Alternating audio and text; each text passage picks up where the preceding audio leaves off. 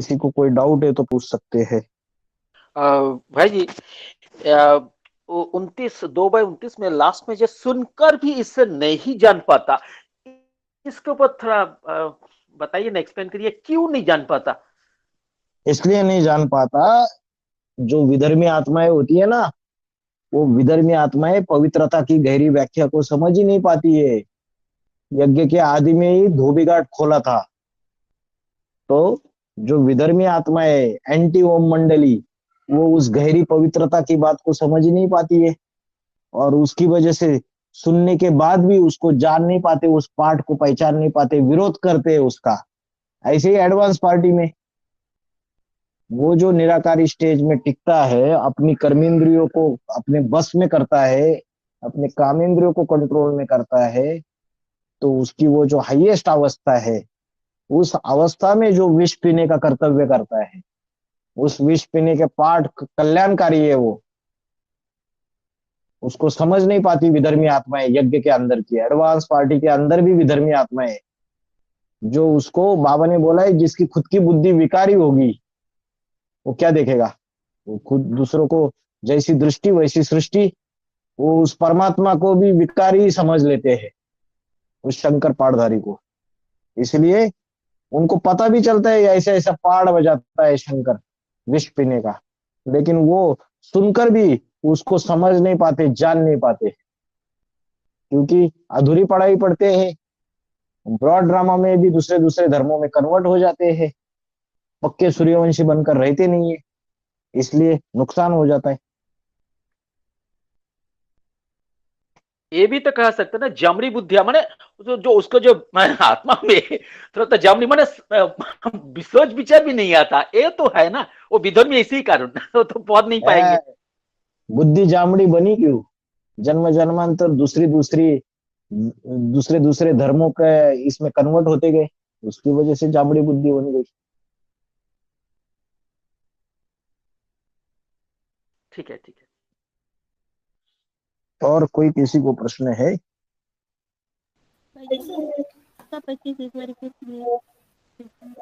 है 2 का 25। अव्यक्तोयम अचिंत्योयम अविकार्यो मुच्यते तस्मात् देवाम विदित्वैनम नानुशोचन्ति अर्हसि। यह आत्मा अव्यक्त है। अव्यक्त माना अपनी संपूर्ण निराकारी स्टेज में, अपनी संपूर्ण आत्मिक स्थिति में देह का भान क्या हो जाता है? जीरो हो जाता है। Body consciousness zero.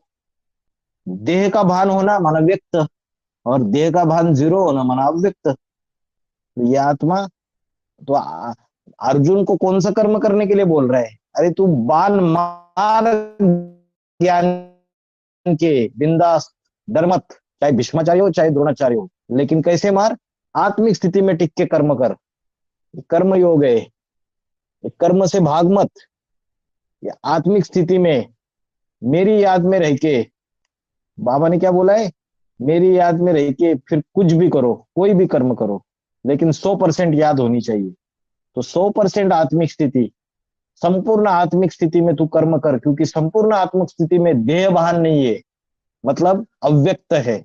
व्यक्त माना देहाभिमान, अव्यक्त माना देहाभिमान नहीं है। यह अचिंत्य है। अचिंत्य माना आत्मा जो है अनुरणीयाम समनुस्मरेत, आत्मा इन आंखों से देखने की चीज नहीं है। आत्मा को तो ज्ञान चक्षु से, परमात्मा भी इन आंखों से देखने की चीज नहीं है। ये ज्ञान नेत्रों से परमात्मा को देखा जाता है, जाना जाता है।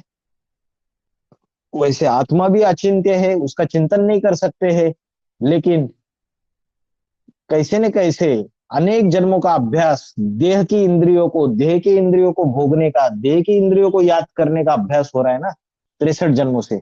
तो बाबा ने युक्ति बताई, अरे आत्मा अति सूक्ष्म ज्योति बिंदु स्वरूप है, जैसे आकाश में स्टार चमकता है, तो हमने चिंतन करना चालू कर दिया छोटे से छोटे स्टार का। लेकिन वास्तविक रीत्या वो एक अभ्यास के लिए, देह से बुद्धि हटा के भ्रुकुटी के बीच में उत्तमांग में बुद्धि को टिकाने के लिए।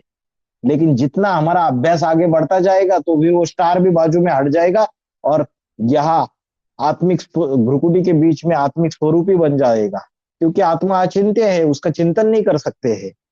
लेकिन अभ्यास के लिए मन बुद्धि की अवस्था सूक्ष्म बनाने के लिए, एकाग्र बनाने के लिए हम स्टार को याद करते हैं। लेकिन ओरिजिनल स्वरूप में वो अचिंत्य है। यह निर्विकारी बताई जाती है आत्मा।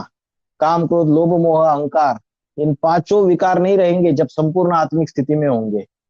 और उसमें जो भी कर्म करेंगे वो कर्म क्या बन जाएगा? अकर्म बन जाएगा। वो पाप कर्म नहीं बनेगा। आत्मिक स्थिति में जो भी कर्म करते हैं वो कर्म अकर्म बन जाता है। उसका कोई विकर्म नहीं बनता है, पाप कर्म नहीं बनता है। इसलिए तू इसको ऐसे जानकर शोक मत कर। अव्यक्त, अचिंत्य और निर्विकारी जानकर तू शोक मत कर।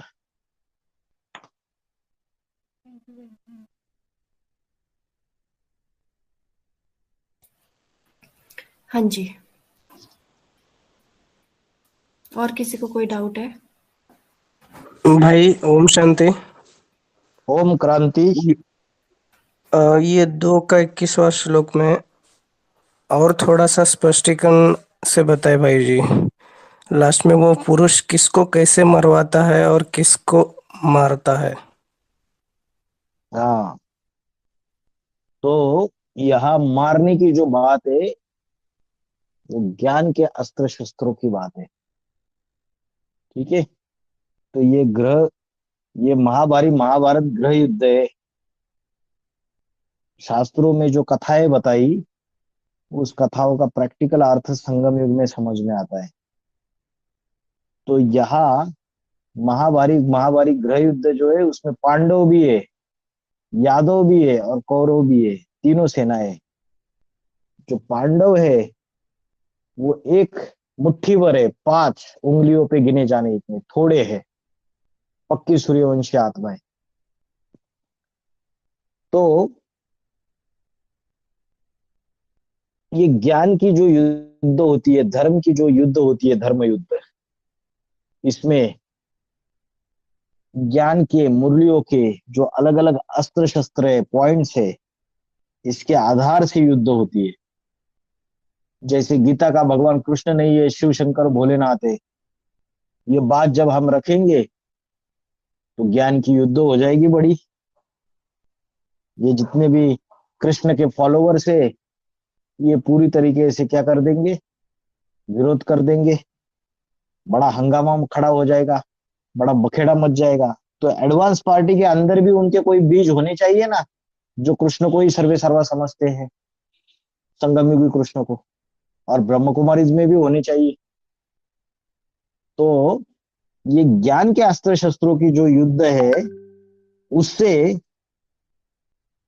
जो मारना होता है और जो मरवाना होता है, कभी कभी कोई कोई जगह ऐसा होता है ना कि कन्या माताओं को आगे किया जाता है, भाई लोग पीछे खड़े रहते हैं। भाई लोग जाके उधर ज्ञान सुनाएंगे तो मार पड़ेगी पब्लिक की, तो कन्या माताओं को आगे किया जाता है। तो जब कन्या माताओं के द्वारा ज्ञानवान मरवाए जाते हैं, इसको बोलते हैं मरवाना, खुद नहीं बताते। और एक होता है मारना। मारना माना खुद मारना, ज्ञान के बाद। तो आत्मा जो है ये अविनाशी है। अपनी संपूर्ण आत्मिक स्थिति में जब देह का भान नहीं है, तो वो जन्म, जब देह का भान नहीं होगा तो वो जन्म मरण के चक्र में नहीं आएगी, निश्चय अनिश्चय के। वो अजन्मा है, निश्चय अनिश्चय में आएगी नहीं, तो वो अजन्मा हो गई, अक्षय है, उसकी शक्ति क्षीण नहीं होगी। तो वह आत्मा अर्जुन को भगवान समझा रहे तो कैसे किसी को मार सकता है और कैसे किसी को मरवा सकता है, ये बात बता रहे। तो लोग क्या होते हैं, यज्ञ के अंदर भी कोई गलत कर रहा है ना, कोई बड़ा है यज्ञ में, महारथी आत्मा है, अच्छा पुरुषार्थी आत्मा है, कोई गलत कर रहा है तो उसको ज्ञानवान मारने से डरते हैं। अरे उसको कैसे लगेगा, हम तो, हम कैसे बोल सकते वो बहन जी को, हम कैसे बोल सकते वो भाई जी को, उनको क्या लगेगा, वो तो 10 साल से सरेंडर्ड है, वो तो 15 साल से ज्ञान में चल रहे, वो तो बड़े भाई है, मैं उनके गीता पाठशाला में जाके क्लास करता था, मैं कैसे बोल सकता हूँ। तो ज्ञान के बाद ये जो अस्त्र शस्त्र, ये ये चलाने से हम किसी को मार रहे या किसी को मरवा रहे ये बात साबित नहीं होती है, क्योंकि ये अहिंसक युद्ध है। इस ज्ञान के बाण मारने से डरना नहीं चाहिए, क्योंकि आत्मा नित्य है, कभी भी उसका विनाश नहीं होता है। इसलिए तो अपनी संपूर्ण आत्मिक स्थिति में रह के अगर कर्म करेगा, ये ज्ञान के बाण चलाएगा, क्योंकि ये धर्म युद्ध है, ये सत्य असत्य की युद्ध है। इसमें सत्य की विजय होगी, मुट्ठी भर पांडवों की जय हो जाती है। जो मुट्ठी भर सूर्यवंशी आत्मा है वो विजयी हो जाएगी, माला के मन के बन जाएंगे और बाकी का पद नीचा हो जाएगा। तो तू इन चीजों पे ये मत सोच कि मैं किसी को मार रहा हूँ, किसी का मन दुखा रहा हूँ और किसी के थ्रू भी ज्ञानबान मार रहा हूँ, तो किसी से ज्ञानबान मरवा रहा हूँ तो उससे भी कोई नुकसान हो रहा है, किसी का मन दुखा रहा हूँ, मैं ऐसा कैसा करूँ, ये तो गलत है। ये मत सोच तू ये सारी चीजें, तू अपना काम कर। आत्मा अजर अमर अविनाशी है, नित्य है, अविनाशी है। ठीक है।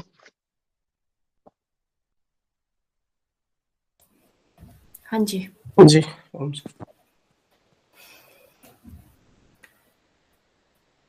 ठीक है, आज सेशन भाई जी ने लिया, बहुत बढ़िया तरीके से उन्होंने समझाया है। एक एक चीज़ आप लोगों को हद में और बेहद में, एडवांस पार्टी में जैसे अभी चल रहा है उस आधार पे भी समझाया है। और अभी आप लोगों को कोई डाउट नहीं रहा होगा। ठीक है भाई जी, बहुत बढ़िया, एक्सीलेंट। तो ठीक है, अभी क्लास ओवर करते हैं।